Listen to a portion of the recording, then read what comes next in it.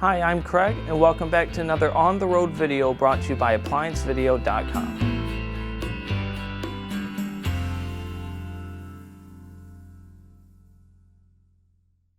Today, we'll be taking a look at this Samsung electric freestanding range.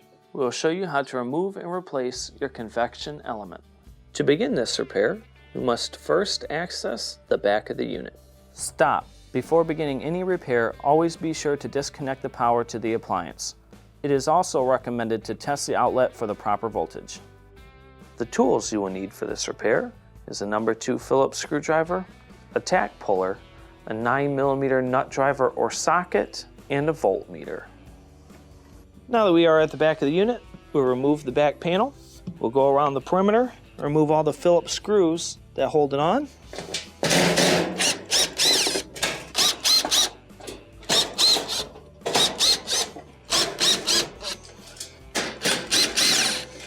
Now that the screws are removed, to take off the back panel, be very careful because the edges are extremely sharp.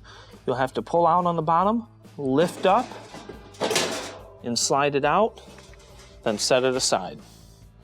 Now that the back cover is removed, we have clear access to our convection fan element. The main reasons why you'll be replacing a convection fan element is maybe it taking too long for it to preheat or too long for it to heat in general in the convection cycle. It might get up to temperature and rapidly drop, or maybe things are just getting too done on the top and bottom but not done inside the middle.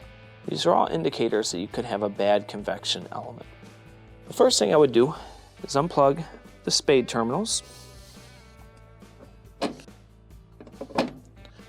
Next, generally I would plug the unit back in. Turn on convection bake. Make sure you have the proper voltage going down to the element whenever the control board should be sending signal. As long as this tests okay, we can test out our element. Set your meter on ohms. Now this element should read right around 70 ohms.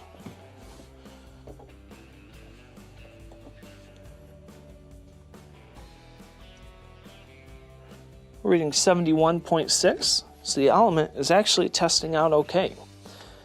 To begin replacement, let's go around to the front of the unit. Now that we're back to the front of the unit, first we'll need to remove the door. Open it all the way. Use either a tack puller or a small flat blade screwdriver. Push down on these tabs. After you get them all the way down, move the door to where it stops. Next, grab it, bend in, and pull out. Next, we'll remove the racks. Just slide out and pull up and out, and set them aside. With our door removed, we can remove our convection cover. There are 2 screws that are holding it on, both number 2 Phillips. When removing the top one, make sure you apply pressure so that it doesn't fall when the screw comes out.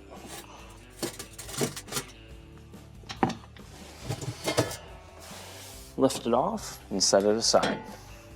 Remove the 2 Phillips screws that are holding in your element.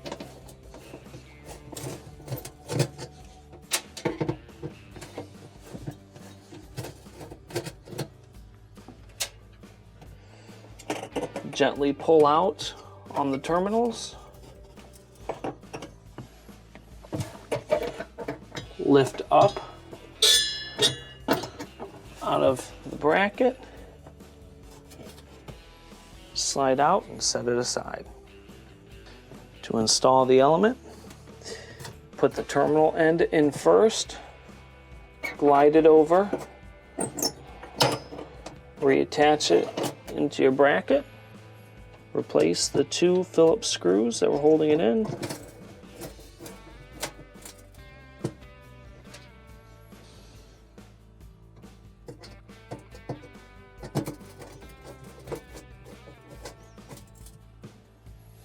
Now we can reinstall our convection cover.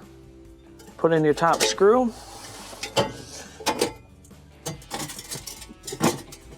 Line it up in place and Gently tighten that. Do not tighten it all the way so that you can move it to put in your bottom screw.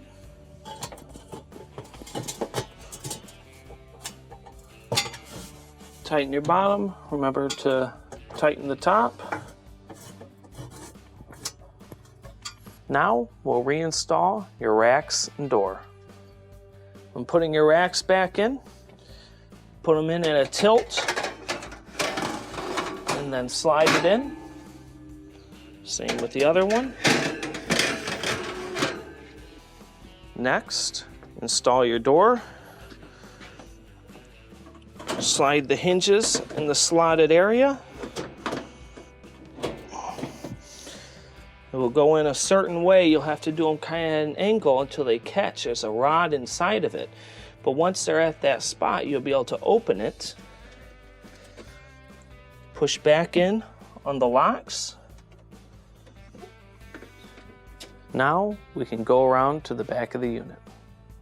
With the element properly installed, replace the spade terminals that connect to it.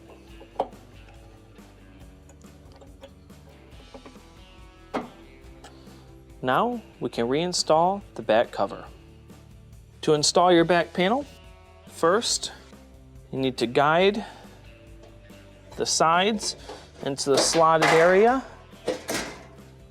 Let it drop down freely. Next, go around the perimeter and replace your Phillips screws that hold it on.